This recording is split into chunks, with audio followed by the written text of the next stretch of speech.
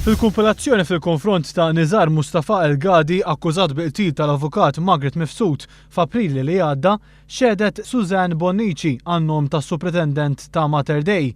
Hija qalet li mill-fajl mediku ta' Margaret Mifsud li inkludi X-rays li kienu sarula kien hemm dokumenti neqsin. Xed ukoll is-surġent tal-Pulizija Manuel Saliba li rakkonta kif wara li Margaret Mifsud instabet mejta fil-karozza tagħha f'Baħar iċ-Ċaq, ċempel l-akkużat għal madwar 20 darba qabel ma l-Libjan finalment irrispondih. Qallu li kien għand l-avukat tiegħu u x'kien lesti kien se jmur jiltaqa' miegħu l-assa ta' Birkirkara.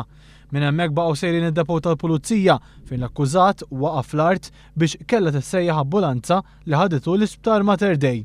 Sa dak il-ħin il-Pulizija kienet għadha ma kellmitx lil El-Gadi dwar x'kien ġara f'Baħar iċ-Ċaq. Xed ukoll Paul Buġejja, awditur self-employed li kien jaf lill-vittma għax kienet tagħmel xogħol mal-kumpanija fejn kien jaħdem. Qal li fil-lejta qabel mal-avukat Mifsud instabet mejta kienu flimkien fl-istess ristorant fix-Xemxija. Madankollu Buġejja tenna li lill-vittma ma kellimiex għaliex kienet bil-qiegħda fuq in-naħa l-oħra tal-mejda. Sa dan it-tant il-qorti preseduta mill-Maġistrat Sejfer Demikoli innominat lil perit Robert Musumeci biex jistabbilixxi t-triq li allegatament segwa l-imputat mill-Empire Cinema ta' Buġibba sa' xena tad-delitt f'Baħar iċ-Ċaq.